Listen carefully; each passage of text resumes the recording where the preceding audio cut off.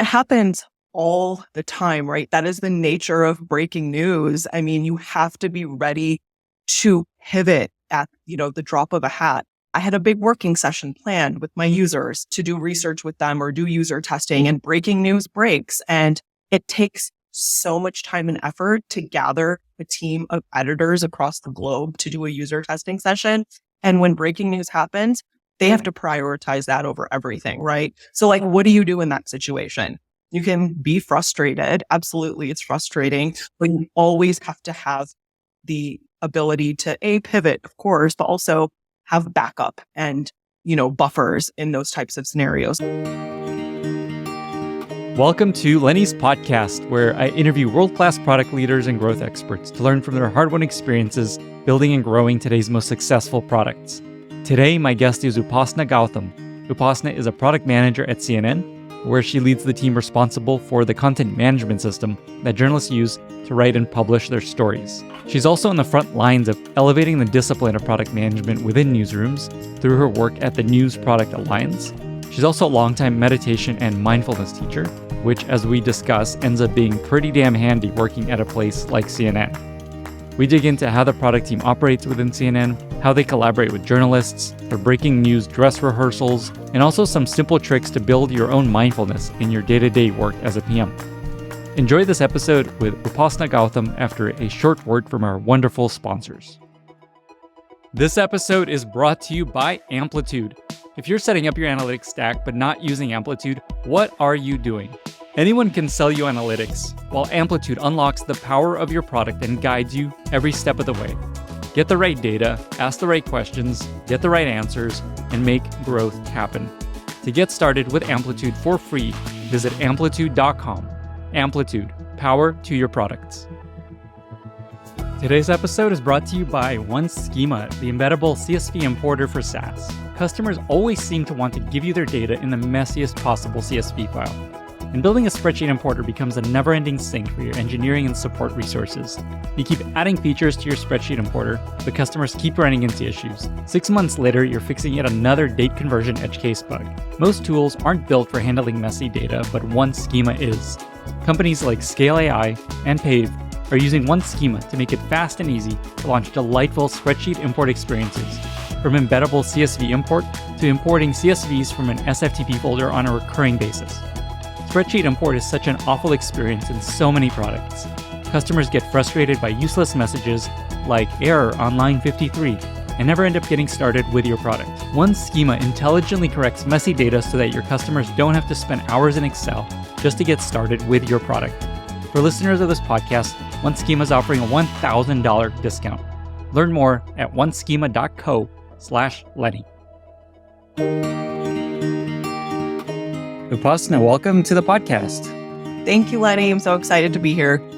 As you probably know, on this kind of quest to understand how different companies build product, especially companies that are kind of outside the Silicon Valley, just like standard tech scene. And I've always wondered what it was like to build product at a company like CNN, which is like very different from where most, tech PMs work. And so I'm really excited to have you on and to give us a little glimpse into what it's like to build product at CNN. Awesome. I'm very excited to share as well. So I was doing a little research on you before this chat, and I noticed that you've been teaching and studying meditation and mindfulness for, maybe a decade. And I imagine that comes in handy at a company like CNN, which also I imagine is like quite hectic at times with breaking news all the time. And so here's my question. What have you learned or brought from that practice to your ability to lead and ability to just like keep your team calm and focused during, I imagine, many hectic moments? Love that question. And working in product in news is a very beast. We hear a lot about having the skills to thrive in ambiguity in order to be a successful product manager. But to be a successful product manager in news, you have to be able to thrive in chaos. And equanimity is the most important skill I've developed, I think, across my entire life. And it's due to all of those years of practicing mindfulness and meditation.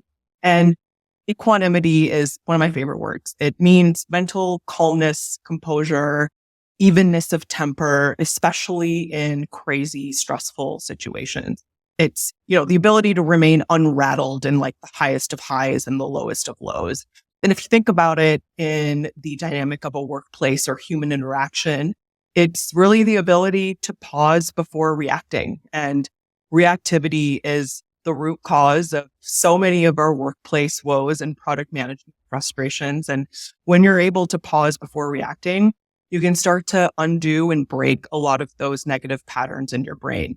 And in news, and especially the world's biggest breaking news organization, you can cut through that chaos with equanimity because it also really gives you this outsized advantage in everything from stakeholder management, team morale, to the way you're able to translate user feedback to product development velocity.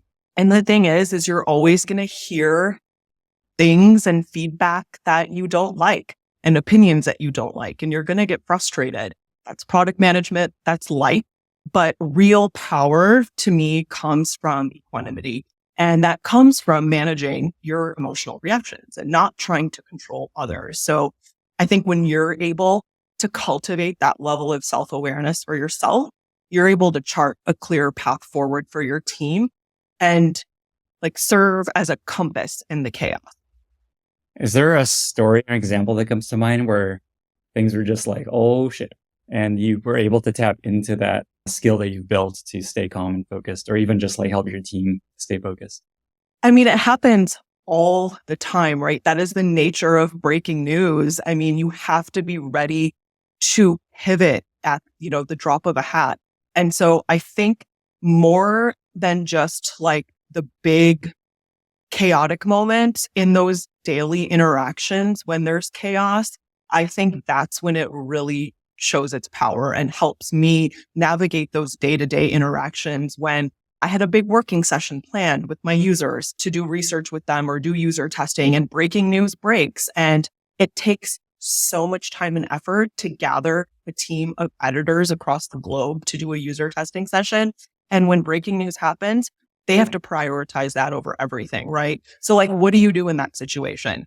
You can be frustrated. Absolutely, it's frustrating, but you always have to have the ability to pivot, of course, but also have backup and buffers in those types of scenarios. So anytime we're planning, we build in buffers for all of that chaos that's happening on a daily basis. Wow, that's cool. Is that a real thing that happened? You were like in a big meeting with all the researchers and then something went off the rails in the world? Oh yeah, absolutely. Happens all the time. I don't know how much you can go into all this, but what is it that you would do in that case? Like as a product team, what are they looking for you to do at that moment? For us, it's not really anything we have to do. It is more so, okay, well, our goal of this session was to get user testing done or user feedback from that user testing session with our editors. And so what do? Okay, well, good thing we had a backup planned, right? We don't actually have to go into that scenario, but since our editors and our journalists are our customers, we're there to serve their needs, but they're not here to serve our needs. They have a whole nother job that they have to do. And so we have to have the ability to adapt and accommodate to those really chaotic schedules across global time zones. And so that happens again, like it's not like once in a while. It's a very regular thing that we have to be aware of and also account for. Okay, I get it. It's like this journalists are the ones in the meeting. They're like, oh, they have to go write about this stuff and cover. Totally. I see. That makes sense. You said that you built in some buffer time to kind of account for these things. Is there like a systematic way of doing that? Or is it just broadly, let's add buffer time? Is there like a rule of thumb you think about there? It depends on the scope of the work we're doing at that time. So one of my main responsibilities is to rebuild our content management system, which also involves onboarding our editors and journalists to it off of our legacy platform and onto our new one. So when we're thinking about onboarding, especially the teams, our onboarding cycle is very long. It involves training, testing, lots of dialogue and feedback, and then only do we actually test and then we onboard. And so it is a long cycle, and it's longer than it maybe seems like it needs to be because we have to build in those buffers. Sometimes that buffer is a day or two, and sometimes it's a week or a month. And sometimes when we think we need a buffer, we get it done in a day and we quickly move on to the next phase. And so I think that quick decision making in those times is super important because you have to be able to assess the situation as it stands. And so I think mindfulness is so important too in practices like this, because being able to objectively see the scenario for what it is, make a quick decision and move on to the next phase is something we have to analyze every single day. It makes me think a little bit about a lot of CEOs are very busy and pulled into a lot of things. And so you have to kind of account for their schedule. And it sounds like you have many, many people you work with that have crazy schedules. Yes. I wanted to dig a little bit deeper into how you or team worked with the news team. It's such a unique way of working. Most product teams don't have a whole set of journalists that they have to work with and as stakeholders. So I'm curious specifically, say a journalist has like, hey, I'd love to build a special immersive experience for this story, or I need some special feature to help support this work that I'm doing. How does that work? Did they come to you and like, hey, here's a roadmap. Maybe in the quarter I need this thing. Imagine it's like, I need this next week. How do you work with the journalist team basically on product? Yep. This is pretty much the foundation of all of my work. We talk to our editorial staff every single day. And after a lot of observation and learning, I implemented a system to manage that kind of intake with 4 different touch points or events. So we have weekly demo days, working sessions, breaking news dress rehearsals, and office hours. So with weekly demo days, I facilitate those with my product design lead and my tech lead. And we use that as an open forum of communication to deep dive into features that exist on our platform, also to preview or give a sneak peek of new features to come and kind of recreate their workflows and do a show and tell. Again, we wanted to open that up as a forum to not just our editorial partners, but also anyone across the business who is interested in learning about the product and which is our platform. And it was also a great way to kind of evangelize the product too. Coming off of a legacy system after several years onto a brand new one is a big change at a place like CNN. And so we definitely try to make sure that smart repetition in different ways is top priority. So weekly demo days is one. Working sessions are interesting. I use the term working session because it's a combination of several things. This is a really critical part of our onboarding process where we gather breakout groups of our journalists and editors to work with us to recreate their workflows in the new platform. This allows us to, address any friction or issues, of course, that are occurring in their workflows, but also we're able to gather a lot of awesome feedback from them in those sessions. So we used to call them user testing sessions, but decided to move away from that and just call them working sessions. So they're more collaborative. And again, it's a really critical part of our onboarding process. We usually do 3 to 6 of them, depending on the size of the group, before the team is actually onboarded for 2 hours per session. So they're like deep dives into their specific workflows. So as you can imagine, the way the politics team programs content is wildly different than the way the entertainment team does, or the way that the health team does, and the very different than the way that the CNN homepage even interacts. So all of those are separate teams we have to work with when it comes to getting feedback. So in addition to that, we also do, I mentioned, breaking news dress rehearsals. And you can imagine this is exactly what it sounds like. We create a script and do a simulation of a breaking news scenario to stress test our platform, because all breaking news scenarios are definitely not the same either. So this gives us a lot of great feedback in that short amount of time at the speed of breaking news. And then last but not least, we have office hours, which I just started last year. And that's also probably what you can imagine, open blocks of time where me and my product design partner and my tech lead are there to answer questions, help people troubleshoot any friction they might be experiencing in their workflow, get their feedback. We just wanted to open up another line of communication. So we do those right now once a week. Sometimes they go up to 2 times a week if we're in a really rigorous onboarding phase. After those conversations and sessions and events happen, it's our job to translate their needs into the functions that we, A, either maybe already have that we can optimize, B, we build anew, or we tell them it's not viable. And the good thing is that because they've been along for the ride with us throughout the product discovery process, we've earned their trust and respect so that when we tell them something like it's not viable, they usually get it. Man, I have so many questions about just working with journalists. I feel like pushing back on a journalist is probably extra hard versus other type of stakeholders. It is.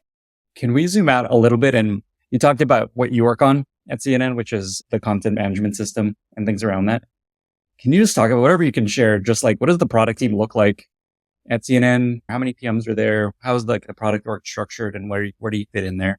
Yes. So I mentioned earlier, my team sits on CNN Digital. And I think when most people think of CNN, of course, you think of TV and linear programming. I have nothing to do with that. CNN Digital is digital, and it's made up of several teams that are structured around a lot of different product areas. It includes everything from the content management platforms that I work on to data infrastructure to personalization to video experience, which includes like the products of video editor and the video player to podcasts. There's a lot. So each of those are product teams. And so we also split out, the way CNN is split out into CNN Digital is because there's a separate core content platform that powers broadcast and linear TV. And the one that I work on powers CNN Digital. So on my team, the core platform team, our stakeholders and our customers are, like I mentioned, our journalists and our editors, which presents a really unique dynamic. And it's one that I love. We have direct access to our customers at all times of day, for better or for worse. And they're embedded into our product development process. And each of those teams under CNN Digital is kind of like a squad, very similar to how it is at other larger tech companies. We have PMs, we have engineers, designers, and delivery managers embedded in those squads. And since my team is a core platform team, our main responsibility is to build our newer, faster, more flexible content management platform to replace our legacy one, and B, onboard our entire editorial staff to it. And so even more specifically, my role is focused on rebuilding the tooling and the editorial experience of that platform, as well as doing the actual onboarding of our journalists. So we work cross-functionally because our team kind of is the umbrella over a lot of different teams. So we truly work cross-functionally to make sure that, we're serving our journalists with the tools that they need to do their job in the most efficient way possible. What would surprise people most about how product is built at CNN? I think the most surprising thing may actually be that there's just so many different types of products that we build. Like I said, I think when most people think of CNN, you see TV and you think of Anderson Cooper and all of the things that are very publicly, visible. There is most of our product work and product teams all sit behind the scenes. And so I think just that in itself, like the sheer size of that is surprising to a lot of people. So I mentioned like all of the different teams, right? Product teams that are based off of function, content management platforms, infrastructure, personalization, video, podcasts, linear TV. And I think that in itself, the sheer size of it, like we're not the size of Google by any means, but at the same time, we have the expertise and the depth and breadth of a lot of those larger tech companies. I'm curious about the day-to-day operational work of how you build product at CNN. So a first question here is just, do you use like OKRs, OKRs with like key objectives and outcomes and 70% of a goal is success? Yeah, absolutely. We do. We've used OKRs for a long time, and they've served as an anchor for my team over the last 3 years. I kind of already I can't go into specifics on like what our OKRs are, but I did kind of cover the two main parts of it, which is, rebuilding our content management platform and onboarding our users to it. So again, it's a long game at CNN when you're working on a core platform to replace a legacy one. And so we break those OKRs down, of course, even further into, we look 2 to 3 years out and build goals based off of that. Then we break them down by quarter and month. And then out of that, for my team and what I do, I need to, for my own sake and my team's sake, break those down by the week. And when we're in rapid development phases, we're planning on a daily basis. How about in terms of just planning broadly? How far out does the product team it's in and plan in detail, like have an actual roadmap? And is that standardized across teams, or can each team kind of do their own approach? It's a combination of both. So we have one that is an overarching, roadmap that tracks to like our company OKRs and our product organization OKRs. And then from there, I mentioned we have our squads, product teams, and we have OKRs on those as well, track up to the larger, broader ones. And so once we get down to that level, though, there is flexibility and we have autonomy to tackle those how we want, which is really great because the scope of work across our different product teams is drastically different.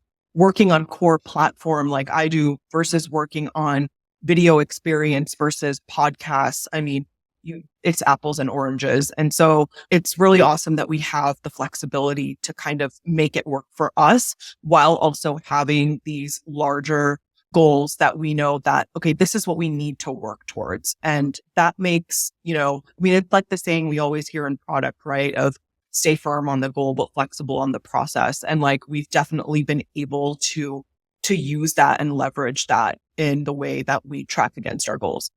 Something else that a lot of people are always curious about is product review meetings and design review meetings. You talked about a couple of these meetings that you have, but do you have standard product review meetings where folks get together and just review stuff in progress? And if so, how do they work? Like, who runs them? Who comes to them? How do you make decisions? Things like that.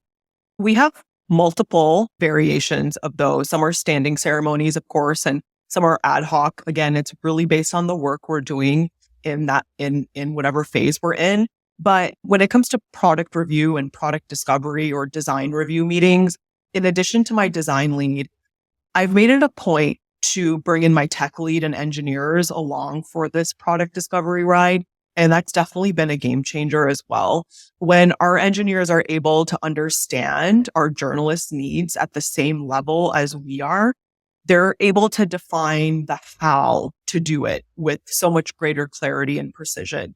And so my tech lead is embedded also in our product discovery process. He joins our user testing sessions and our design jams and our editorial conversation planning sessions. And it's helped him and the rest of our tech and engineering team become experts on the why are we doing this and what are we working towards to better determine technical feasibility. And he's done an amazing job of also passing that knowledge down to the rest of our engineers on our team. So it's really like this mentality of getting that important feedback from our journalists, understanding their pain points, and then sharing and teaching it across the team. And I think, the key takeaway on that is it's so important to think of your engineers as partners and not just resources. And when they are embedded, into the process right up front, it makes the whole process in general more efficient. So it sounds like that was maybe an evolution of the way the team works as engineering has been looped into a lot of this early stuff more recently. Totally. Right? Yeah. Recently, meaning, we, again, long game, right? So it's been a couple years. Got it. Going in a slightly different direction, I'm curious if there's any fun or unique traditions or rituals that the CNN product team has. These are always fun to hear about. So I'll be very honest. We are not one of the cool teams. The politics team, and the breaking news teams have all these cool rituals and fun things that they do. What kind of stuff do they do? It's different also because they're usually in person in the newsroom and I work remotely. And so, and actually most of my team works remotely. And so, they have their rituals. But I will say one of the things that we started to do is, so onboarding teams has been a big goal of ours and that we've slowly checked off the list over 2022. And anytime we successfully onboard a team or launch a new feature, it's not anything crazy or fun. Like there's only so much you can do when you work remotely, but we definitely make it a point to celebrate. And it's been hard to figure out ways to keep team morale up when you're all remote. And it started with, we knew we needed to start doing something when we would have a big launch and It was so anticlimactic, and we would literally hit publish and onboard onto like a politics page. And we're like, oh, okay. So I guess that's it. So one thing we started doing is sending like these gift boxes of like random tchotchkes and stuff that mean things to us from the whole year. And it's like just cheap little like gag gifts and stuff that we send to each other. I have like random stuff all over my desk. I don't even know if I can share some of it. But so we try to make it a point to at least like share and celebrate. And then when we're in person, we do too. But again, being remote, there's definitely a challenge there. Are you ever able to get like a cameo from an Anderson Cooper or someone else on air to thank the team? That feels like a cool feature potential. So one of my key stakeholders, she leads the video team at CNN, and she is we've had some discussions about doing a sizzler reel for our content management platform, since we're onboarding people and building new features. And there have been discussions with her about getting a celebrity to come and promote product for us. So working on it. Yeah, it feels like a missed opportunity. You got so much talent around. Totally. This episode is brought to you by Vanta, helping you streamline your security compliance to accelerate growth. If your business stores any data in the cloud, then you've likely been asked, or you're going to be asked, about your SOC 2 compliance. SOC 2 is a way to prove your company is taking proper security measures to protect customer data, and builds trust with customers and partners, especially those with serious security requirements. Also, if you want to sell to the enterprise, proving security is essential. SOC 2 can either open the door for bigger and better deals, or it can put your business on hold. If you don't have a SOC 2, there's a good chance you won't even get a seat at the table. But getting a SOC 2 report can be a huge burden, especially for startups. It's time-consuming, tedious, and expensive. Enter Vanta.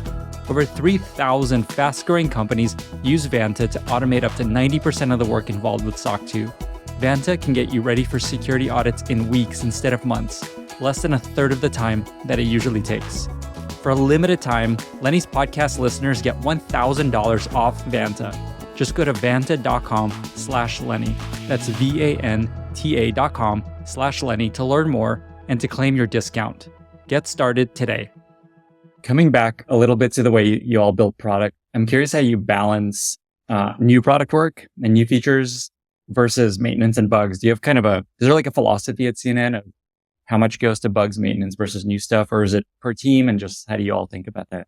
It's certainly team specific because, again, the scope of work across teams really varies. But since my team's product is an entire platform, it's my job to ensure we're crystal clear on our goals because, like I said, they may change on a week by week basis. One sprint might be high priority feature development, and another sprint, maybe we're focused on medium priority optimizations and bug fixes. But we know that anytime there's a critical incident in production, it also takes critical priority over everything else. So it's a balancing and juggling act that relies heavily on intuitive decision making. But I will say we're also really fortunate to have a global 24/7 editorial support team that we work really closely with. So they are the ones who handle, troubleshoot, escalate incidents up to the relevant teams. There are a lot of layers to that protocol when a critical incident occurs. And so our editorial support team is that first layer of support, whereas my team might be the second or third, depending on the level of severity and who it gets escalated to. So there's definitely a lot of processes in place. We're not always that first line of defense, which is actually, it alleviates a lot of stress to know that we have an entire team around the clock globally dedicated just to that. You're talking about these like incidents and moments, and it makes me wonder, is there a memory of just like a wild time of something happened in the news of just like, oh man, we got to get on top of this thing? Like, is there like a memory that you think of like, wow, that was crazy? It's funny, but also crazy and amazing is, so our new content management platform, we've been building it for a while and stress testing it for a while. And, politics and election season at CNN is Super Bowl, like times 100. And so we have to be, all hands on deck, like all layers of support in intact. And so we have also a lot of layers of fallback in case something happened, right? Like there's layers and layers of infrastructure fallback if CNN.com goes down or another service goes down. And so it actually did happen a couple of years ago in the 2020 election. And one of the fallbacks at that time, because we're still on our current content management platform, but we had our new one as we're building it as one of the levels of fallback. And if XYZ fails, then it goes to our current platform. And it did. And so that actually happened where our new platform saved the day, even though it wasn't fully ready. But that just goes to show we think about that kind of stuff like in granular detail when we think about everything that could possibly go wrong, because it has happened and it will happen and it does go wrong. So that was kind of cool. It was validation to know that the platform we have is really stable and strong and secure, that it was a fallback for the election. Yeah, and that must have felt good. That feels like a promotion material right there, that your work in progress system saved the day. Yeah, I agree. You talked about how you have these like breaking news dress rehearsals. I just noted that, and I thought it'd be cool to just revisit that briefly. Like, how does that work? You just like get the team together and like, here's a new story that just broke. What do we do? Like, how does that work? It is scripted, right? So you can only get so close to the real thing. But one thing we do is, we script everything, right? Like the teams and the players that we need involved in it, what the incident is. And it usually starts when breaking news occurs with an email. The news gathering team sends an email to our writers and our producers. And then from there, it goes out all the places it needs to go. There's a video that needs to be created. If there's an article that needs to be written, if there are, and again, the TV side, I have no insight into. It's like a foreign land to me. But as far as the digital scope goes, there's a lot of work that has to be done. Even things like photo and imagery, right? Like we have a whole team dedicated just to selecting photos. Like the photo desk is very involved with that process. And so that is all scripted out. And so we say, okay, here's the news. Here's how it's going to break. And then we run it. And so we use, interpersonal communication tools at work, of course, email. And like we run the whole thing from the minute the email is sent to, and of course, since we're testing the platform with this breaking news dress rehearsal, to the minute you hit publish on that page. And there's a lot of stuff that goes on in there. And it all happens in the span of minutes. And so while that is happening, while that dress rehearsal is happening, we have our engineers and our editorial support team on hand as well. So they're observing what's happening while it's usually me and one of our editorial stakeholders and leads facilitating the actual rehearsal part and, getting user feedback on, okay, what did something break? Did everything work as it was supposed to work? And also allows us to understand like how far we can go with stress testing different features on our system. So each one is different, but it's a crazy amount of stuff and information you can gather in such a short span of time, because it cannot serve the needs of breaking news, then it's useless. So it's a lot of work that goes into it for, this 3-minute event. That is cool. It feels like just a cool tactic you could use anywhere. Yeah. And that's a good segue to the next question I had, is just having built product at CNN and seeing how the product team works. What is it that you think you'll take with you to future product teams and future companies if you ever move on to anything else? So I, of course, can't speak for the entire CNN product team, but I can speak for myself and my specific team. So in order to stay competitive in our modern news landscape, building this content management platform and the technology behind it has taught us how to enable rapid development and integration of new features and workflows. And we've been able to quickly test hypotheses while reducing risk. And again, time is of the essence, right, when it comes to breaking news. And when you layer that with a very complex content management technology, there's a lot of moving parts. And we've been able to do that successfully, and that's pretty amazing. And because of that, we've developed, I think, this unique skill of high agency under high pressure. And I really think that that skill or combination of skills is our superpower. And that is something you can take anywhere. That is something that is an asset to any product development team. This circles back to our original topic about mindfulness and meditation. Rather than just living through it and either becoming a meditation expert or having worked at a company like CNN that has a lot of this, is there any, a tactic you could share, something that someone could take tomorrow and be like, okay, I'm going to get better at dealing with crazy, unexpected events based on the experience you've had? Two parts to this. So one, I would be remiss as a meditation educator if I didn't say that there is no substitution for meditation. So you just got to do it. It takes a long time and it's a lifelong work in progress. But the good thing is that it also, like, the more you do it and consistently you do it, it compounds over time. And I always, okay, if you think of any job description for a product manager, right, it's mostly the same core stuff. You need to be able to lead a team without having authority. You need to have great communication skills. You need to be able to thrive in ambiguity. You need to be able to work with a lot of different people on the technical side and business side, all of this stuff that we hear all the time, right? But like, how do you actually become better at those things, right? Like, there's only so much you can gain from reading a book. To me, it's either A, you got to go do it, and B, meditation has helped so much because of the clarity of mind and clarity of thinking you're able to cultivate because of it, especially when it comes to communication. And this comes back to another tactic, I think, right? So meditation is one. You can't get around it. It's a very, very powerful tool.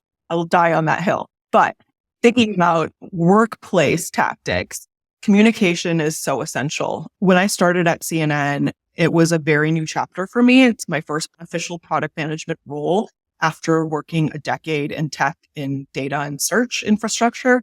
And it was really scary to make that change so far into my career. But when I asked my boss why he took such a big chance on me, he said, it's because of your communication skills and relationship building skills. And that I've seen you in a room where engineers listen to you and what you have to say, and you listen to them. And he was like, that in itself is really, really hard to teach. And I was like, okay, yeah, I can do that. So when I think about what communication means, I also attach that to mindfulness. Like, mindful communication is so critical for successful product management, no matter what type of product environment you're in. And it means being like deeply aware of the conversation you're having. And when I'm having this conversation with you, I'm only having this conversation with you. When I'm talking to my design lead, I'm only talking to my design lead. When one of my journalists is venting because this feature is not working the way we told them it was going to, I am shutting my mouth and I am listening to them vent. And then I'm extracting what the root cause of the problem is. And I think the takeaway and the tactic is that goes back to exactly what we talked about in the beginning, is the ability to pause before reacting is the key to mindful communication and being a successful product manager.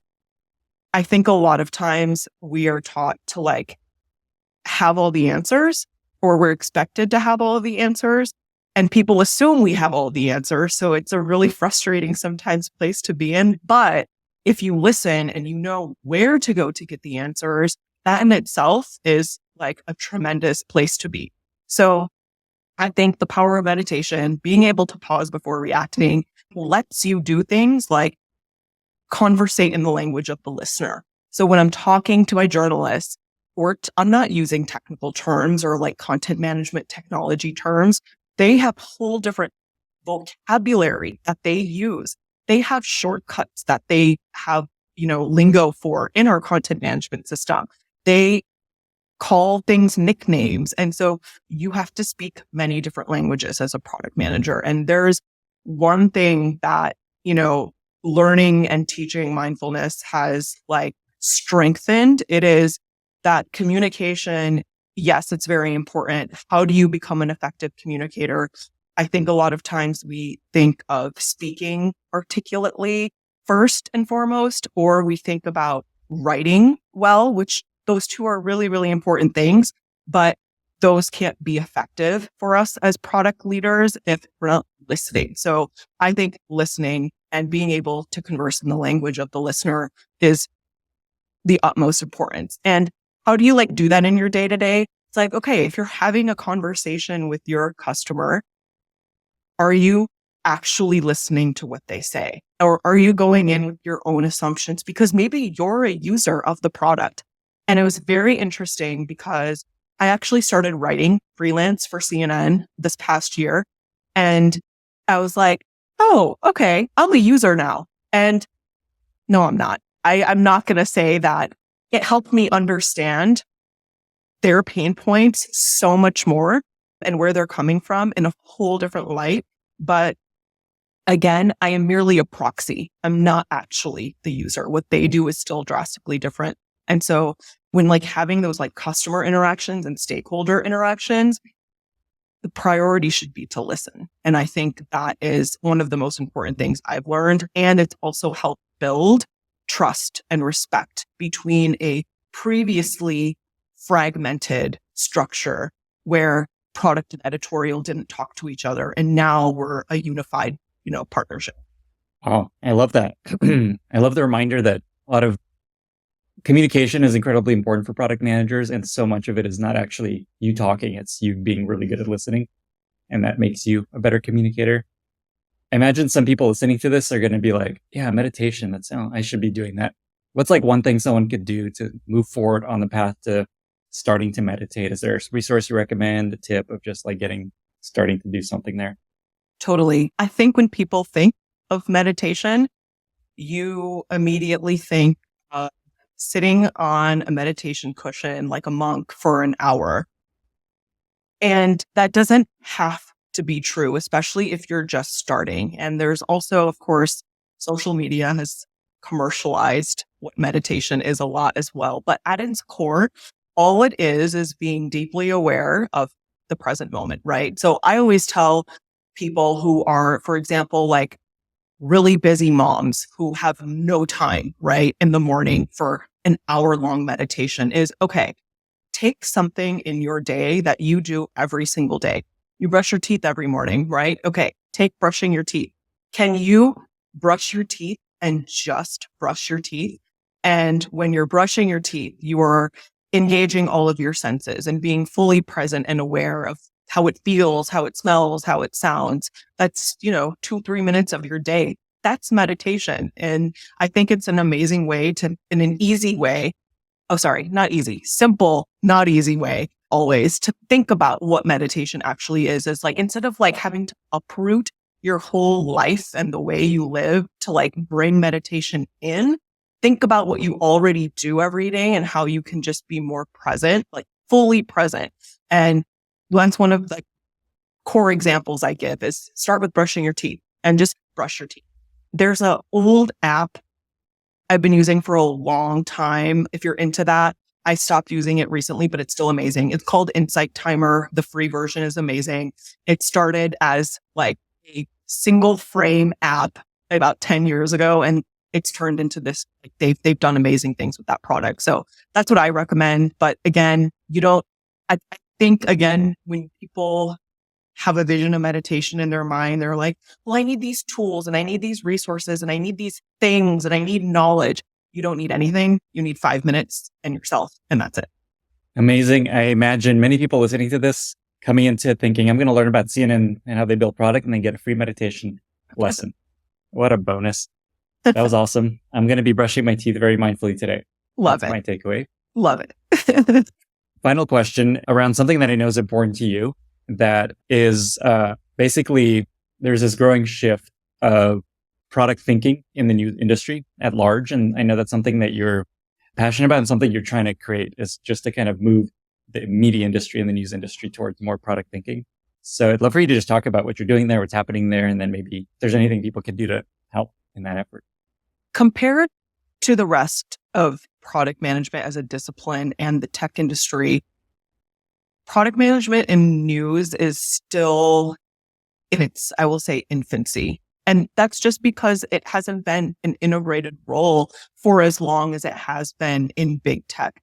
But it is starting to become more and more, not just prominent now, but people are realizing the value and power of it because especially in smaller newsrooms. I mean, see it like CNN, places like New York Times, Washington Post, we have great embedded, strong product teams, but that is not the case for the majority of newsrooms across the country and the world. Newsrooms are strapped for resources. They are strapped and all resources, including financial resources. And so first, bringing in product and tech talent is expensive. And that in itself has forced editorial staff and journalists to take on other jobs that they never signed up for. And so they've had to learn how to do things, product management and engineering and coding hacks, because there was nobody else to do it. And so it's interesting because a lot of times when you talk to editors and journalists, they're doing so many other things other than just their reporting of the news, right? They've had to take on other roles because of those restraints in the newsroom. And so there was a group established, a community established during the pandemic called the News Product Alliance. And there was like a realization occurring all at the same time that, wow, there's a lot of us doing this work. Like, what do we call it? Is this product management? And it was. It's product management at so many different levels. And so the News Product Alliance was formed during the pandemic in 2020, I believe, by several media and news executives who had been there and done that and have seen people in their newsrooms do that. And the goal of it is to increase the awareness and education of product thinking and product management in newsrooms, while also increasing the diversity of thought and the diversity of people in those positions as well, and making the resources more readily available, especially for those smaller newsrooms that don't have the money to hire tech talent.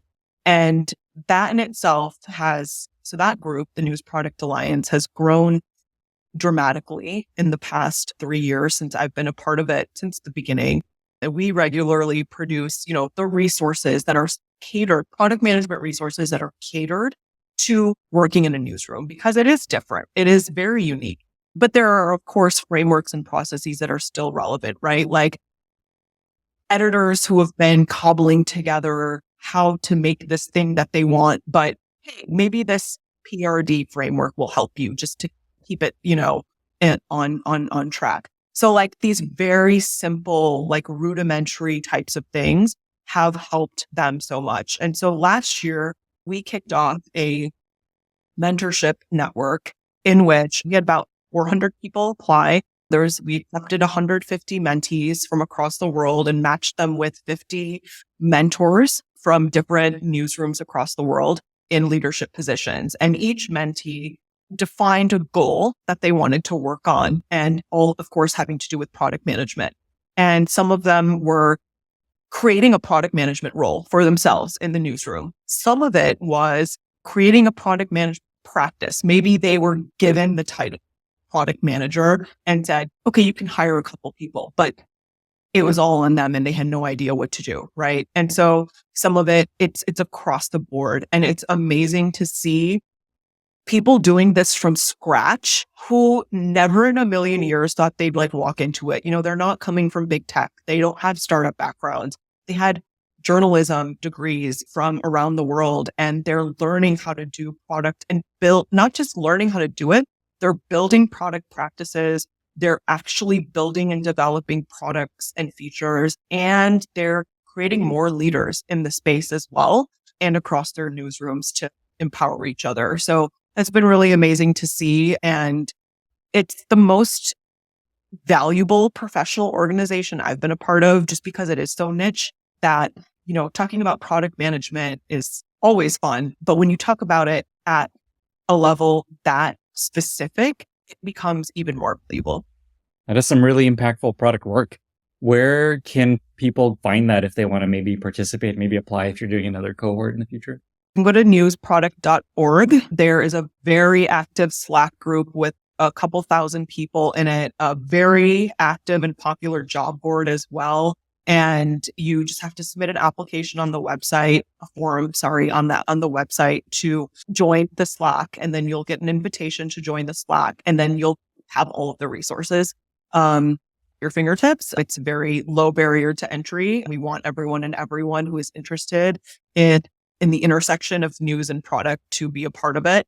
And the cool thing about it is, like I mentioned, it's a global network. We have people from the biggest newsrooms across the world to all of the regional ones to, even big tech. One of my fellow board members was, doing news at Twitter. One was working on the Google News initiative. So it's a really, really awesome group of people, and everyone is so hungry and passionate about sharing and paying it forward. We'll put a link to this in the show notes. One last question. What kind of people are you looking for? Who should apply if they're listening? If you are interested in working in news and have a product background, or the inverse of that, if you work in news and you're interested in breaking into product. So either side of the coin or any combination of that, news, media, product technology, even we have a lot of audience development and analytics and data science folks in there too. It's just an amazing community for knowledge sharing in tech and news. So there will be a fit for you somewhere, or to learn something, or at the very least to meet other really amazing people. Well, with that, we've reached our very exciting lightning round. I've got 5 questions for you. And are you ready? I'm ready. All right.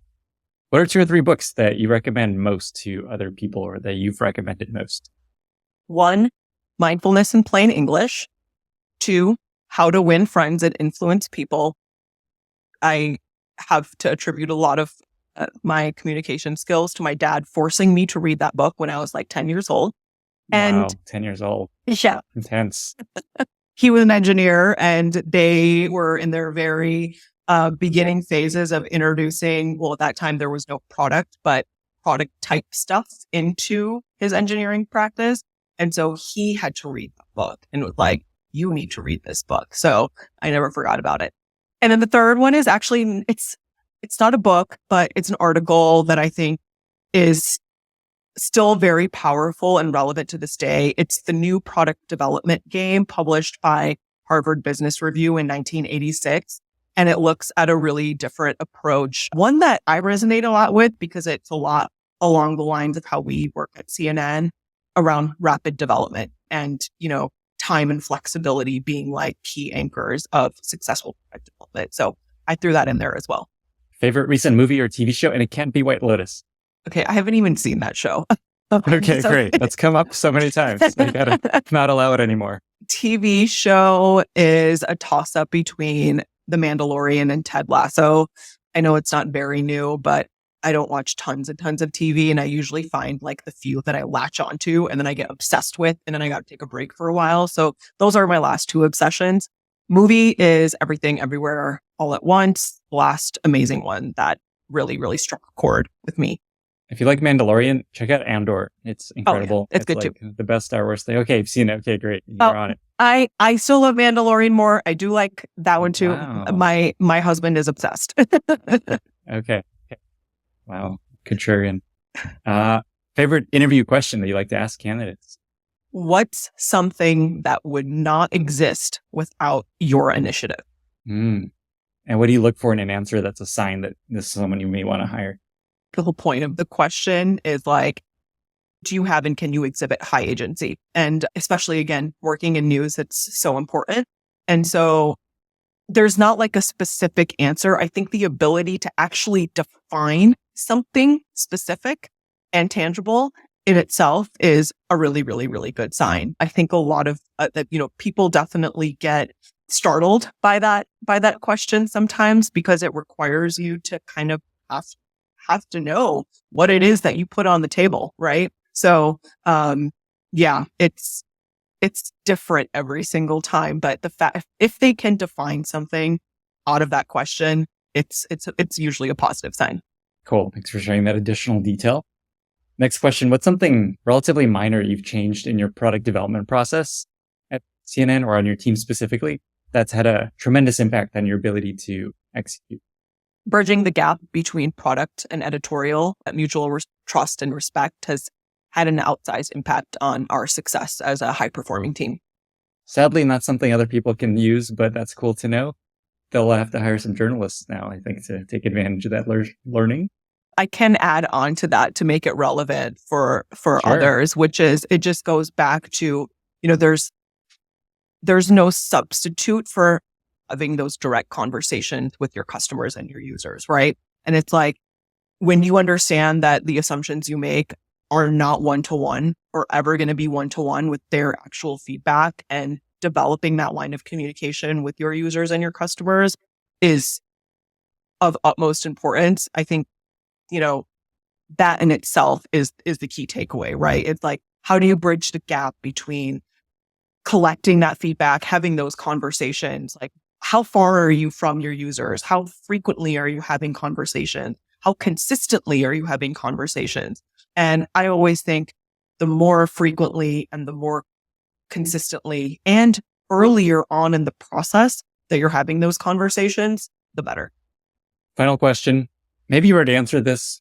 What's the most crazy or most memorable story from working at CNN?